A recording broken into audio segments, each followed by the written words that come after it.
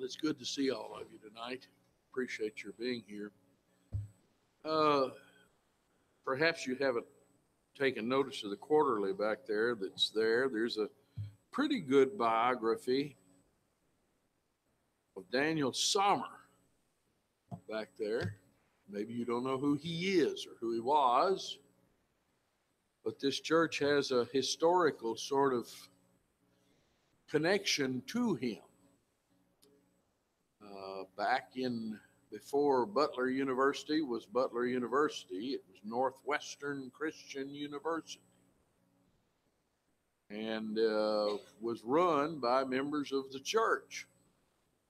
It was begun by them and run by them up until a certain point where the disciples of Christ took it over. And then, at a certain point, they decided they didn't want it to be a religious university anymore, so they split it apart, made CTS Seminary out of it and Butler University. But Indianapolis was largely sort of two groups of people, with a little bit mixed in, an oddity mixed in. There were those folks from Kentucky and Tennessee who worshiped on the south side largely, out of two congregations that don't exist anymore, Belmont Avenue and West Washington Street. I'm pointing over here at Bob and Ruth, who came to us from West Washington years ago. And there was 40th and Emerson, who were instrumental in beginning this congregation and beginning the East Side congregation as well. One of the guiding lights and historical influences on 40th and Emerson was Daniel Sommer. Church before it was at 40th and Emerson was at 40th and Raider, and moved from there. And there were many members of the Sommer family still worshiping at Emerson when I moved here. Some of them grew old and had to worship at other congregations on the south side. But Sommer had a tremendous influence on what I call, nobody else does, I think, the Hoosier churches of Indianapolis. There were the Kentucky churches and the Hoosier churches, Kentucky churches, largely on the south side. I can tell you where that influence went and what all was started from them. But up here on the north side, these folks were largely native Hoosiers. And Sommer had a tremendous influence throughout Indiana. Once you spread out from Indiana and Illinois, Iowa, he had a tremendous influence. His speech at Sand Creek over in Illinois really signaled the division between the Christian church and the churches of Christ, as he began demanding that there could be no fellowship between us. And it's a very historic speech if you care to be interested in it. And it is sort of part of our heritage, because 40th and Emerson was a big influence. Many of the members who came to High School Road came from Emerson. And some of our early influences were people who had very much been influenced by Sommer. But that's in history to you. And maybe you're not interested in that, but you might refresh the thoughts of a very close historical influence here in Indiana and Indianapolis that, in a historical way, touched all of us. I want you to read, or we're not going to read it again, but here in Acts 11, I wanted you to see verse 23, which is where we're going to take our thought for tonight. Appreciate James reading the entire section, but we want to key in on verse 23 as Barnabas comes to the church at Antioch. And by the way, Antioch wasn't the only church. It was probably the largest, biggest city, and there were probably other congregations around that area, because the text says he went as far as Antioch. In other words, there were other places that he undoubtedly stopped. But when he came and had seen the grace of God, was glad and exhorted them all that with purpose of heart they would cleave to the Lord. And so I want to think with you tonight about this idea of the purpose of heart. You need to think about what is the function of the scriptural heart. The Bible ascribes two or three purposes to it, two or three ideas behind it.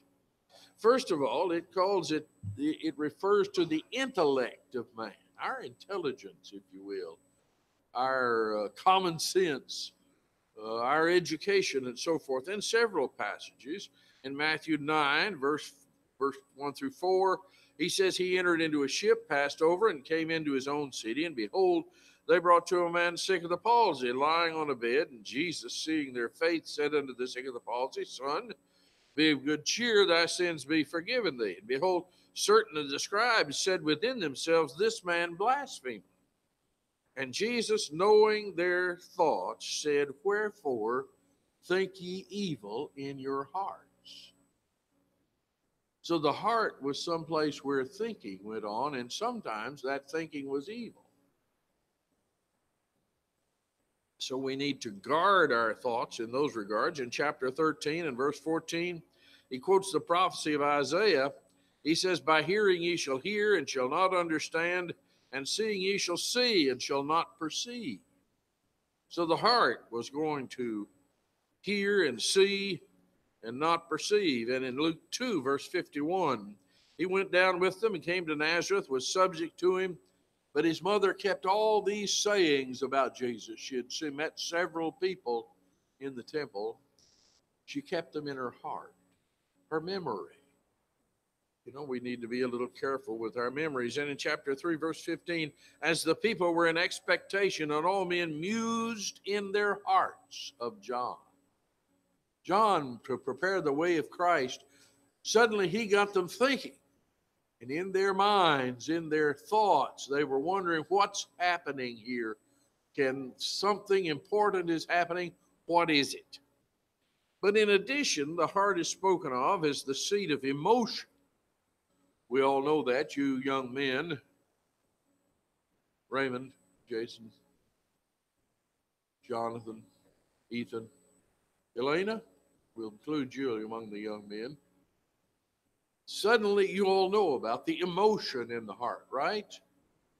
As you see young ladies and they seem so pleasant to you, or young men as they seem so pleasant to you.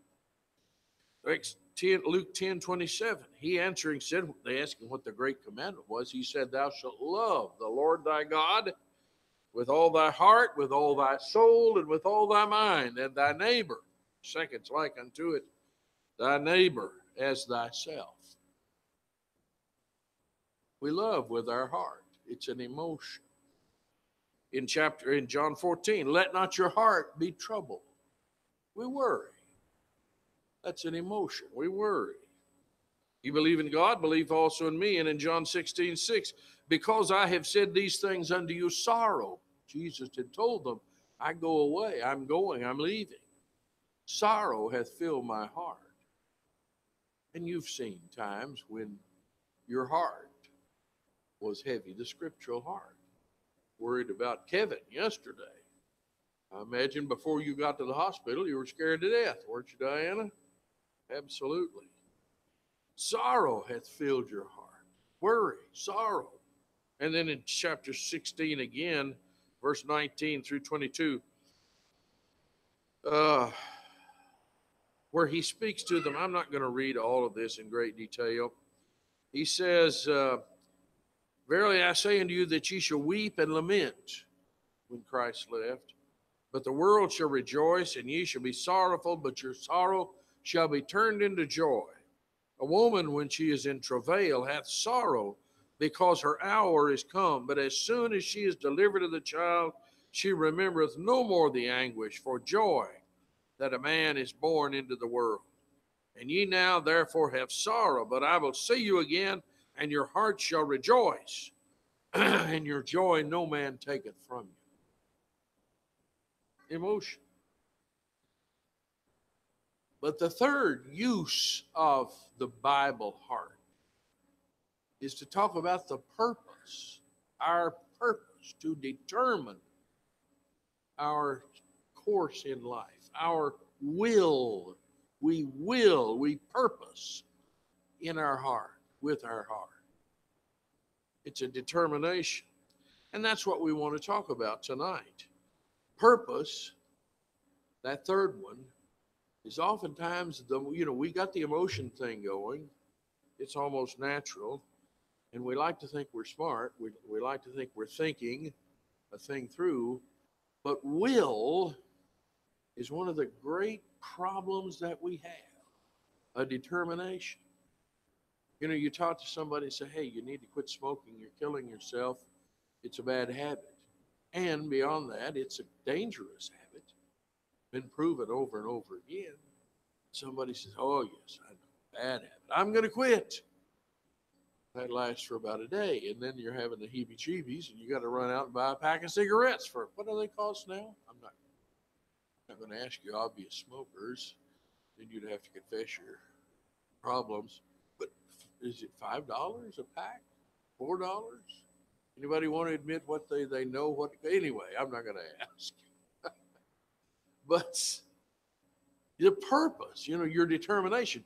One or two of us, I heard Alan back there announcing that my mother accused him of being overweight. And Alan, mother accuses a lot of people that. She might have mentioned that to me once, or 5,000 times.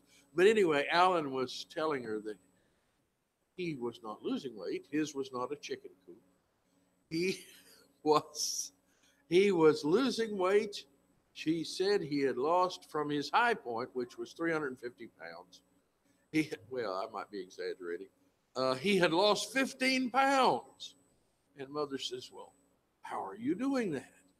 I think he said that it was as he had prescribed. It was called pushback from the table and not eat too much. But here's the idea of will. We all want to lose weight. We all want to exercise more. We all want to eat healthier. Well, you're going to have to make that will function.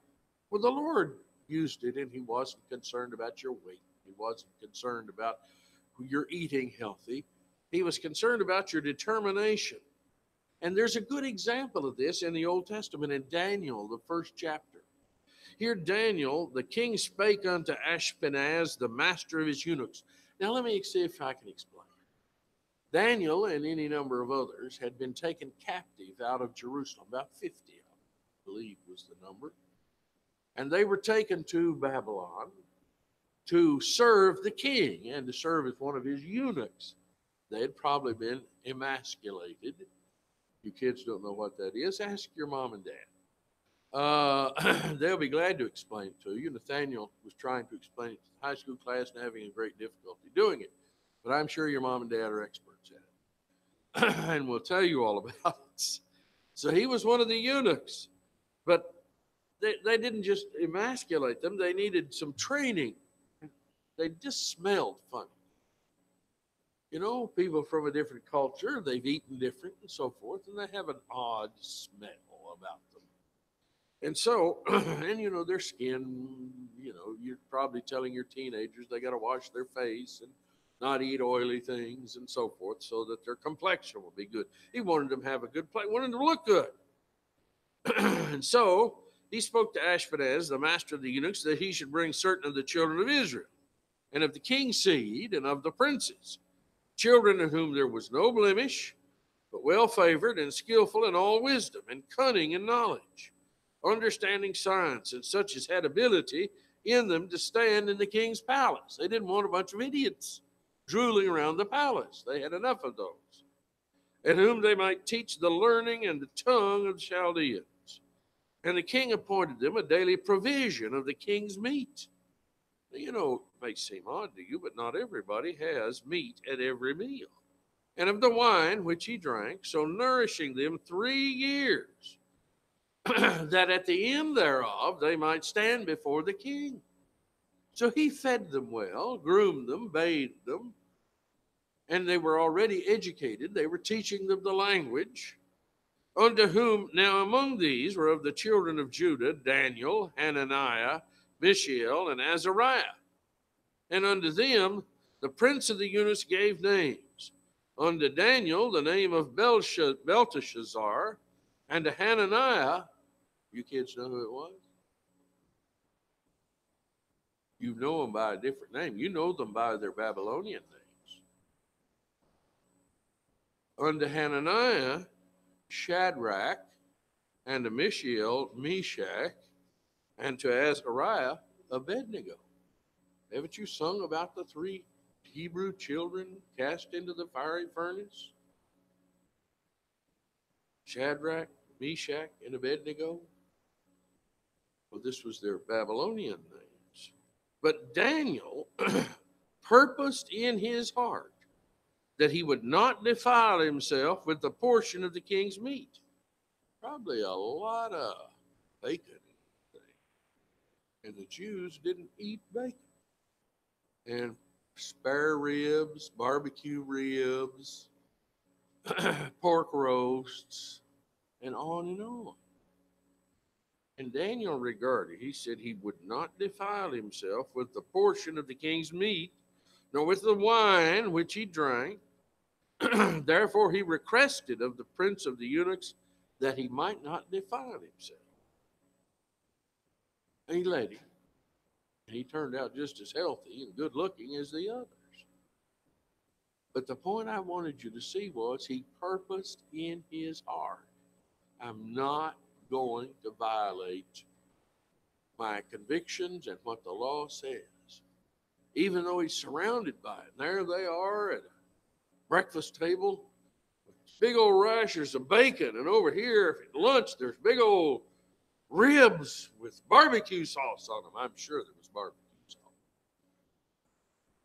And then for supper they'd have a big pork roast with potatoes, that sort of thing. Maybe it was one of those little bitty pigs with an apple in his mouth. And everybody around him just gnashing and slobbering all over themselves. They had on bibs so they wouldn't get the drippings on themselves. They were eating with their hands, just ripping and tearing. But Daniel wasn't. He wasn't. Purpose of heart is necessary to accomplishing any goal and satisfying living. You're going to have to make up your mind. When you get married, what was it you promised your wife? You promised to love, honor, and cherish her. How long? Long as you both shall live. Well, believe me, over 50 or 60, how many years you been married, Bob? 63 years. That's going to take some purpose of heart, right, Bob?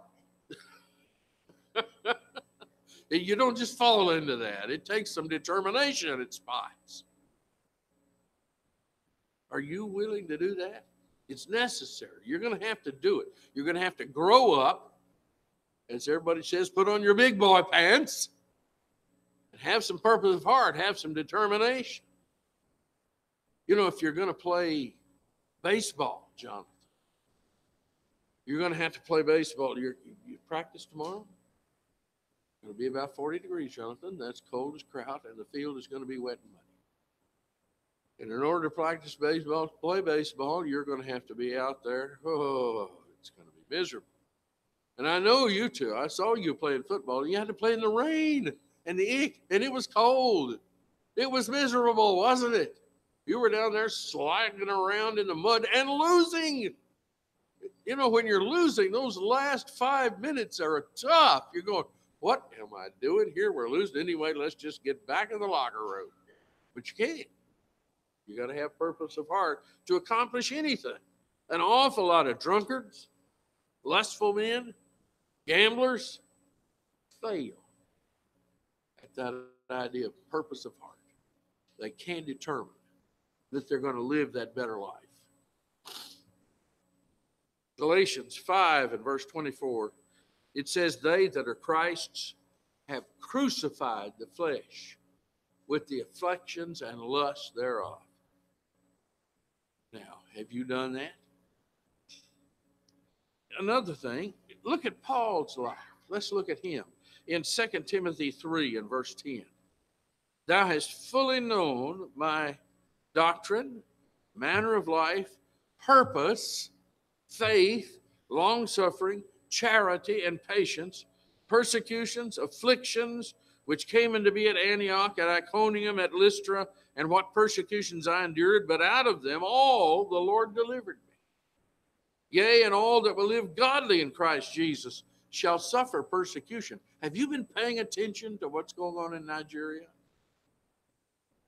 Christianity has quickly become one of the most persecuted religions in the world in the modern day. 200 Christians killed in the middle belt of Nigeria. Are you paying attention? That's not going to stop. It's probably not going to get better. It may well come here. He says, all that will live godly in Christ Jesus shall suffer persecution.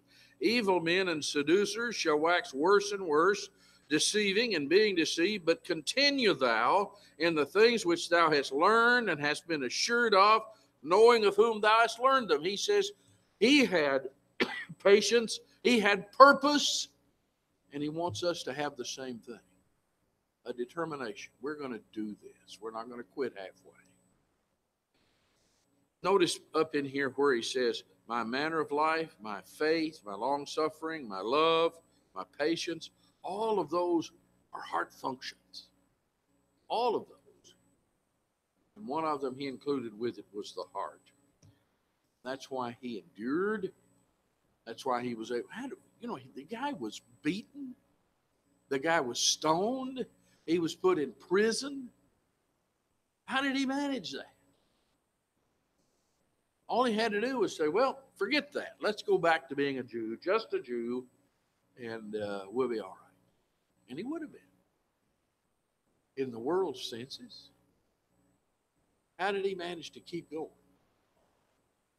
It was the will. It was the purpose. It was his heart. You know, you and I are encouraged in 2 Corinthians 9 and verse 7. This I say, he which soweth sparingly shall reap also sparingly. He which soweth bountifully shall reap also bountifully. Every man according as he purposeth in his heart. So let him give, not grudgingly. I think that's one of your words, kids. Not grudgingly. Max has left us for a moment. Not grudgingly or of necessity, for God loveth a cheerful giver. God is able to make all grace abound toward you, that ye always, having all sufficiency in all things, may abound to every good work. The idea of purpose of heart, a man as he purposes in his heart, is opposed to the idea of grudging. I made up my mind. It's of required giving. It's not a matter of required. I've made up my mind. I'm going to give to the Lord, and it's essential. You can't give cheerfully if you hadn't made up your mind about it. Have you? It's connected with the idea of liberality. I can't be liberal in my giving if I hadn't made up my mind. This is what ought to be done and what I want to do. So that there's purpose of heart. And it's opposed to comparative giving. Oh, well, I've given in the past, and I'm poor. I shouldn't give. I shouldn't have to give anything. It's stingy. It's opposed to those ideas. It's also enables foreplanning and promising by the church, because there has been a will on the part of the church members to give. You know, I remember so many times. One of the hardest things to do, and I don't blame the bank, is for a church to get a loan from the bank. Because there's a lot of churches that go belly up. So they're not real fired up about that. So I remember many times where the congregation, members of the congregation, would come up with the money themselves to build a building, start a church. put the roof back on, build it back if it burns down. Some of them did it out of their savings, although most Christians don't have a whole lot of savings. So a lot of them did it by going out and getting a second mortgage or remortgaging their houses.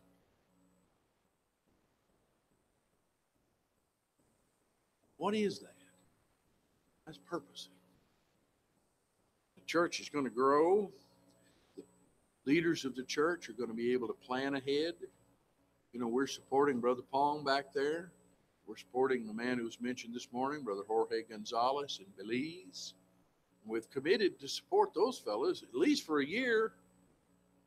We'd like to be able to make it through the year.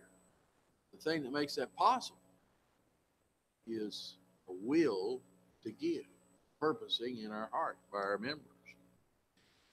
He says you should cleave to the Lord with purpose of heart. You know, purpose of heart is necessary to a sense of moral excellence. Romans 12, we've read this. I think Octavio used this passage on Wednesday night. I beseech you, therefore, brethren, by the mercies of God, that ye present your bodies a living sacrifice, holy, acceptable to God, which is your reasonable service, and be not conformed to this world, but be ye transformed by the renewing of your mind, that you may prove what is that good and acceptable and perfect will of God. What is that? That's purposing. We're going to have to purpose.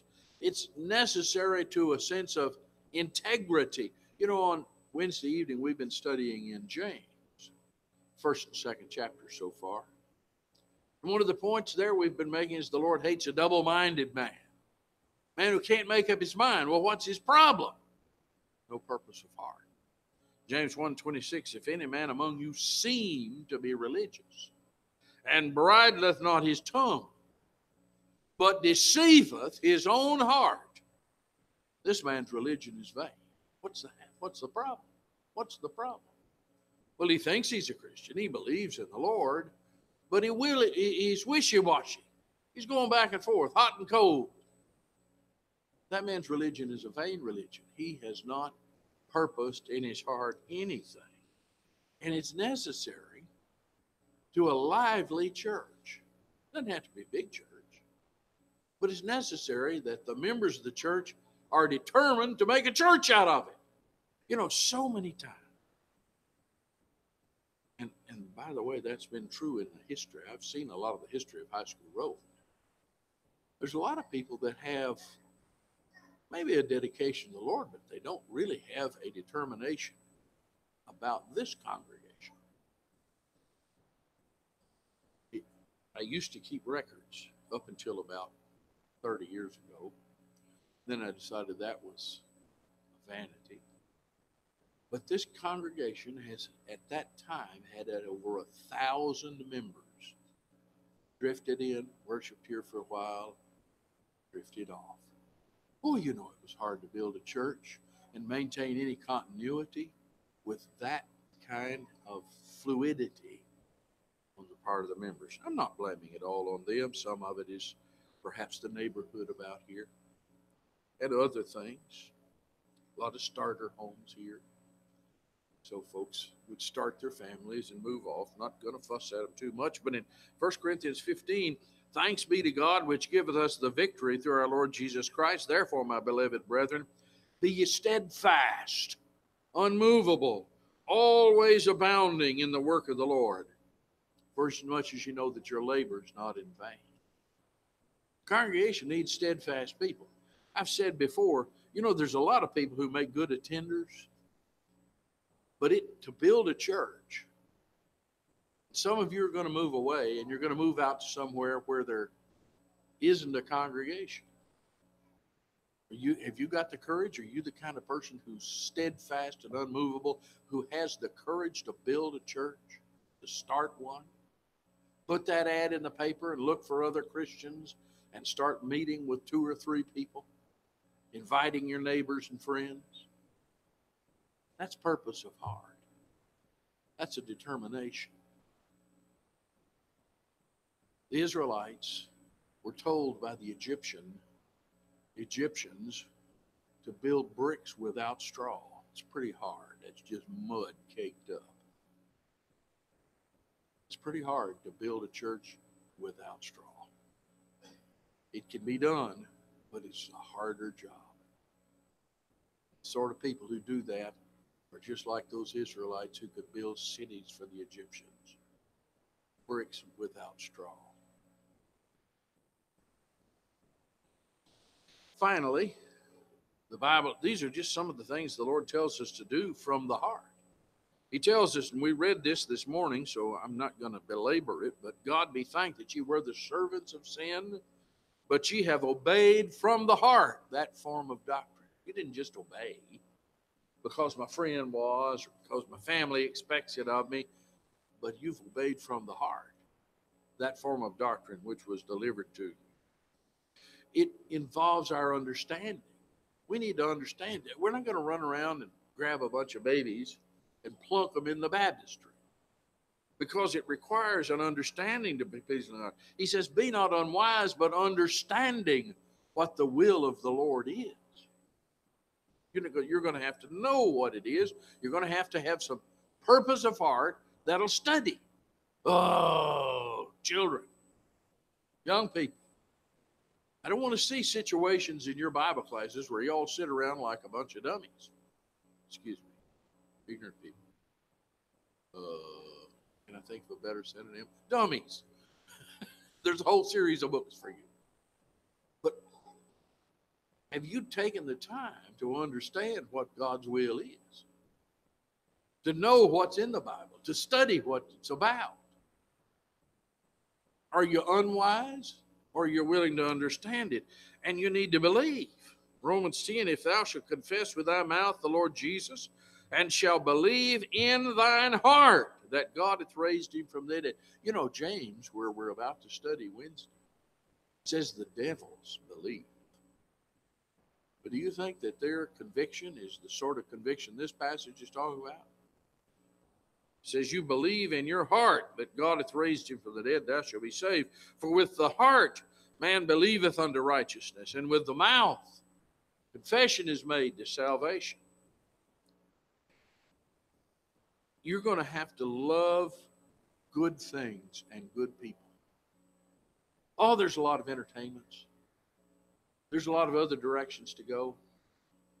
There's a lot of women that you really shouldn't be associated with. They're going to take you down a terrible path. Or men who are going to try to marry you or not marry you. They're going to try to live with you and pay your bills. That'll be nice. But do you love righteousness? Hebrews 1:9 says, and hate iniquity. Therefore God, even thy God, hath anointed thee with the oil of gladness above thy fellows. Paul says, brethren, my heart's desire and prayer to God for Israel is that they might be saved. Now let's think about this. Driving up and down this street and all around this city of 1 million people, maybe more, there's people who are lost. You kids, some of you are going back to school tomorrow, right? No, you're not going to school. You're still, are you out yet? Okay. But when you go, you're not out yet. When are you getting out? You don't know. Maybe you'll never get out. You're just trapped there for the rest of your life. Some of them are going back on spring break. Jonathan is. What about you fellas? What? Tuesday. You're headed back Tuesday? Tomorrow, back to school. Okay. All those kids in school, all of them, your friends, the people you have classes with, do you realize they're lost? They're, in all likelihood, headed for hell. Do you feel an obligation to warn them? Do you? You know, we were talking about Kevin. Kevin had his auto accident. The minute I heard about it, I started getting dressed. I don't know what good I would have done at the hospital. I don't think they wanted me down there. But I started getting dressed, and I know a lot of you started praying. You started praying. Why? Because you cared about him. You loved him. You loved the kids. You loved his wife. Love all of them, his brothers and sisters. And you started praying. Kevin's a Christian. No matter what happened to him, he was okay. But those other people with you in school and at work, they're not Christians. They're not okay. You've been praying about them? Have you been using an occasion every now and then to talk to them about the gospel? Paul said, my heart's desire and prayer to God for Israel is that they might be saved. And then in John 7, verse 17, I want you to notice this. If any man will do his will, he shall know of the doctrine, whether it be of God or whether I speak of him of myself. You will. You determine you're going to do his will. Now, when you became a Christian, did you make that determination? I'm going to do it. Do what's right. I learn it. I'm going to do it.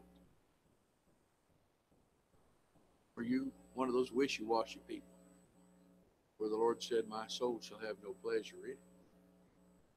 And then finally, in Revelation 22, the Spirit and the bride say, come. Let him that heareth say, come. Let him that is athirst come. And whosoever will. Two things there. Whosoever, not limited to anybody. Whosoever will. You're going to have to purpose. You're going to have to determine. Let him take the water of life freely. You're not going to stumble on the water of life. You're not going to stick your face down in it without willing it, without purpose of heart. You're here tonight, not a Christian. Come on, stand.